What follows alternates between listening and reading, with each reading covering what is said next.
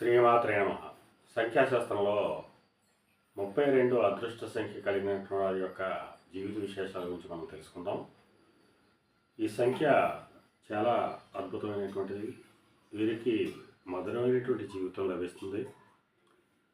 ప్రభుత్వ గౌరవం, మనసులో సంతోషం, ఆనందం కలిగి ఉంటారు.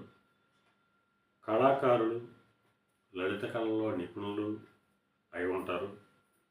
జ్ఞానజ్యోతులు అంటే జ్ఞానం కలిగినటువంటి వ్యక్తులుగా కీర్తి పొందుతారు.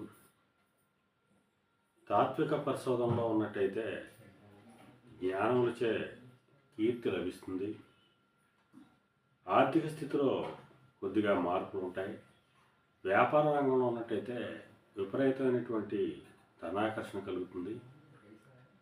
జనాకర్షణ, ధనాకర్షణ కలిగినటువంటి సమ్మోహన శక్తి వీరి వద్ద ఉంటుంది.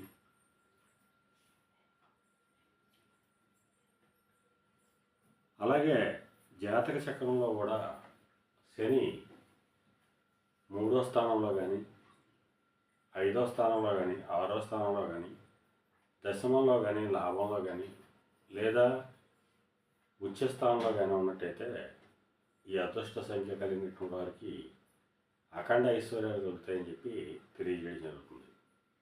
శ్రీమాత్రే నమః.